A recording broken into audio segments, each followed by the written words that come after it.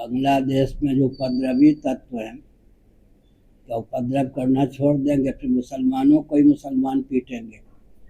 जिन देशों में हिंदू नहीं के बराबर है या हिंदू नहीं है, उन मुस्लिम देशों में तो आपस में लड़ भिड़ के मरते हैं। तो हिंदू जब तक सुरक्षित हैं, और जहाँ सुरक्षित हैं तभी तक, जब तक हिंदू सुरक्षित हैं तभी तक कम्युनिस्ट, क्रिश्चियन, मुसलमान भी सुरक्षित हैं। हिंदू अगर असुरक्षित हो गए तो वास्तव में कोई भी तंत्र बचेगा नहीं, क्योंकि इस रॉकेट, कंप्यूटर, एटम, मोबाइल में भी कुरान शरीफ और बाइबल का जो ज्ञान है वो तो आजकल के वैज्ञानिकों को भी मान्य नहीं है, न विज्ञान के अनुकूल है। इसलिए हिंदुओं की रक्षा अपनी रक्षा है। कल्पना कीजिए बांग्लादेश छोड़कर के हिंदू भाग गए या भागने के लिए बाध्य हुए, तो उपद्रवी तत्व क्या मुसलमानों को छोड़ेंगे? मुसलमानों के लिए भयारी संकट आने वाला है। पूरे विश्व में अपने अस्तित्व को खोने वाले हैं अगर उन्हीं की ये मान्यता रही। दूसरी बात है, कदाचित मान लीजिए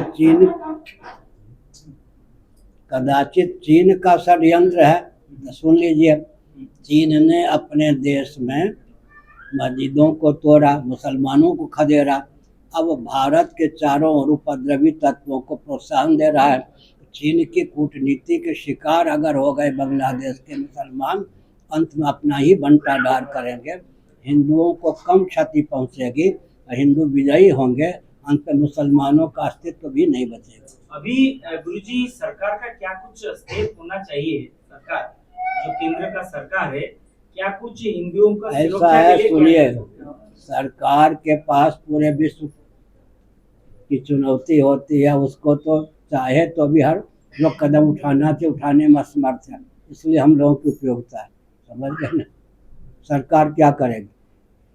अभी 1 करोड़ हिंदुओं को बुला लेगी भारत में, क्या उनको कहाँ बसाएगी? या हिंदुओं को कहेगी कि आप भिड़ जाओ मुसलमानों से? ना वो हिंदुओं को बुला सकती है, न हिंदुओं कह सकती है कि भिड़ जाओ।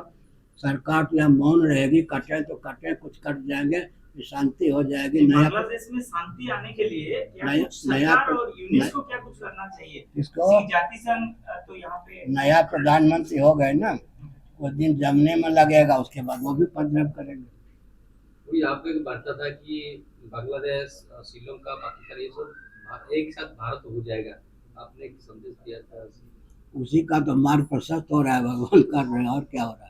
नहीं, अभी जाति संघ का क्या कुछ रोल होना चाहिए आपके हिसाब से? जैसे कि आप भी कुछ वार्ता देंगे तो वो तो जाति संघ की वो लोग भी सुन सकेंगे कि क्या कुछ हम वार्ता पहले दे चुके हैं, उन तक संदेश पहुंचा है, आप तक भले ही ना पहुंचे। नहीं, क्या कुछ संदेश है अभी थोड़ा शांति बनाने के लिए? क्या कहा था हमने?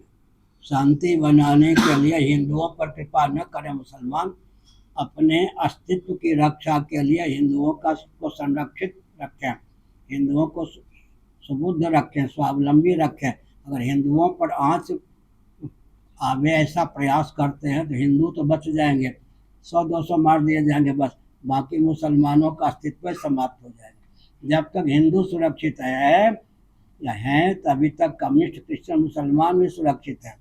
जिन देशों में हिंदू नहीं हैं, उन देशों में मुसलमान आपस में लड़ के मर रहे हैं। हिंदुओं की उपस्थिति ही विश्व में कहीं भी शांति में हेतु है। हिंदुओं को जो शत्रु मानता है वो अपने अस्तित्व की रक्षा नहीं कर सकता, क्योंकि हमारा जो विज्ञान है, अच्छा, जितने वैज्ञानिक हैं वो क्रिश्चियन तंत्र को मानते हैं क्या? बाइबल के आधार पर विज्ञान का विकास हो सकता है क्या? कुरान शरीफ के आधार पर विज्ञान का विकास हो सकता है? जितने मुसलमानों के यहाँ, क्रिश्चियनों के यहाँ जितने वैज्ञानिक हैं, अंदर से वैदिक सिद्धांत को मानते हैं, उससे प्रेरणा ले सकते हैं, कुरान शरीफ, बाइबल से ले सकते हैं। निंदा में तात्पर्य नहीं है, लेकिन हाथ कंगन को हार से क्या। और एक जिस जगह पे गोमाता की हत्या हो रही है, उसी देश कहाँ में पर? जिस देश में ऐसे हो रहा है, उसी देश में भी अराजकता बढ़ती जा रही है। तो आप तो कह ही चुके हैं गौ हत्या नहीं होनी चाहिए, लेकिन गौ हत्या नहीं होनी चाहिए, इसके लिए क्या करें? थोड़ा विचार कीजिए। जब बैलों से खेती नहीं होगी तो बैलों की उपयोगिता नष्ट हुई या नहीं? बैलगाड़ी का युग नहीं रहने देंगे, सब काम ट्रैक्टर आदि से करेंगे। तो जिस प्रजाति की उपयोगिता महायंत्रों के द्वारा छीन ली जाती है, उस प्रजाति का विलोप हो जाता है या नहीं? तो गोवंश की हत्या में गुप्त या प्रकट जो अपना हाथ नहीं मानते उनका भी हाथ हुआ या नहीं। दूसरी हमने संकेत कर दिया। दूसरी बात यह है कि गोवंश नहीं रहेगा। पृथ्वी के धारक तत्वों में सबसे प्रथम नाम है गोवंश का। गोभिर विप्रेश्च वेदैश्च सत्यभिः सत्यवादिभिः अलुब्धैर् दानशीलैश्च सप्तभिः धार्यते महि। स्कंद पुराण में 2 जगह यह वचन आया है, थोड़ा विचार कीजिए। विकास के नाम पर पृथ्वी को धारण करने वाले जितने तत्व हैं सबको विकृत और विलुप्त करने का व्यसन चल रहा है। गोभी गोवंश उनको विकृत किया जा रहा है, उनका विलोप हो रहा है। विप्रेश्च सदाचार संयम संपन्न ब्राह्मणों को खदेड़ा जा रहा है, उन्हें विकृत करने का प्रयास किया जा रहा है। गोभिर विप्रेश्च वेदैश्च ऋगादि वेदों के प्रति भी उपेक्षा की दृष्टि हो रही है। सती सब भी देवियों का भी तिरस्कार हो रहा है। सत्यवादी दानशील और निर्लोभ व्यक्ति विलुप्त हो रहे हैं। पृथ्वी को धारण करने वाले जितने तत्व हैं सबको विकृत और विलुप्त विकास के नाम पर किया जा रहा है। महाभारत के अनुसार विचार करें तो धर्म कामश्च कालश्च वसुर वासुकिरेव च अनंत कपिलश्चैव सप्तैते धरणी धरा। धर्म पृथ्वी का धारक है और धर्मनिरपेक्षता चल रही है। पूरे राज्य में नया सरकार आया है और शिव मंदिर के 4 द्वार में भक्त का प्रवेश हुआ है। रत्न भंडार भी मतलब उसका खुल चुका है। और क्या बताएंगे ये सब कितना जरूरत था रत्न भंडार? ऐसा है कि मान न मान मैं तेरा मेहमान, तो कहावत में चरितार्थ नहीं करता। सुप्रीम कोर्ट का आदेश है शंकराचार्य से मार्गदर्शन लेकर कोई कदम उठावें।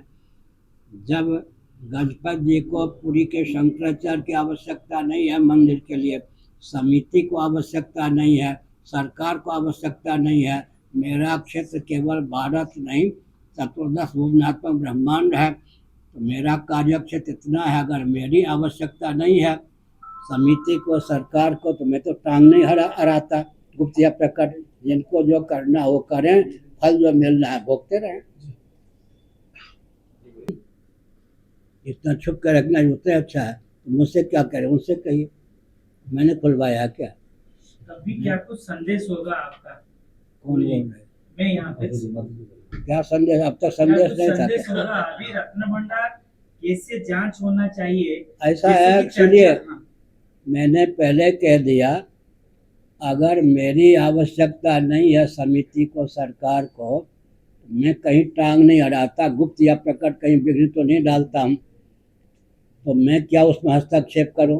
अगर मैं बोलूँगा लोग कहेंगे ये नहीं।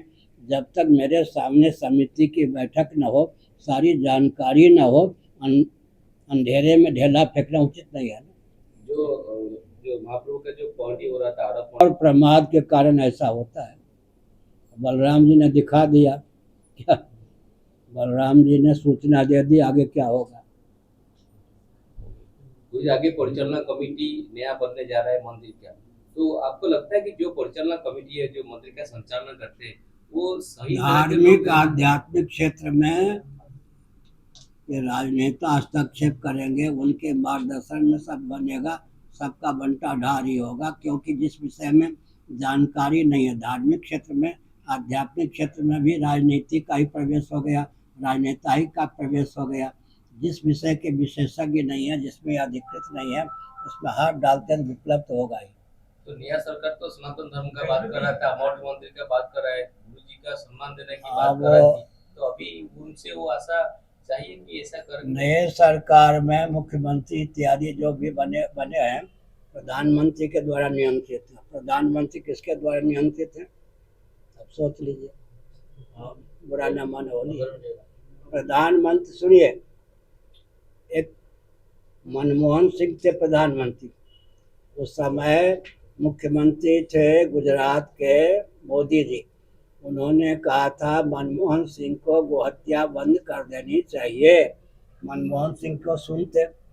अब तो वो स्वयं 10 साल से प्रधानमंत्री हैं, 11वां साल अब शुरू हो गया है।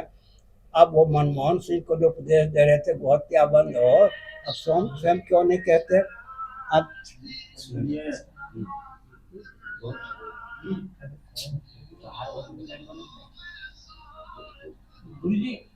सुनो, अब वो कहते हैं गोरक्षा गुंडे, कहा या नहीं? मोदी जी का वाक्य गोरक्षा गुंडे, पहले कहते थे मनमोहन सिंह जी हत्या बंद करें, अब प्रधानमंत्री अब कहते हैं गोरक्षा गुंडे।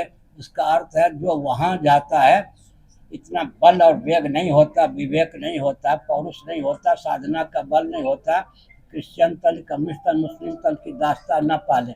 विश्व में ख्याति प्राप्त करने के लिए उसको क्रिश्चियन तंत्र, कम्युनिस्ट तंत्र, मुस्लिम तंत्र की दास्तां पालनी पड़ती है। क्रिश्चियन तंत्र, कम्युनिस्ट तंत्र, मुस्लिम तंत्र की दास्तां कोई पालेगा तो वो हत्या का समर्थक हुए बिना नहीं रहेगा।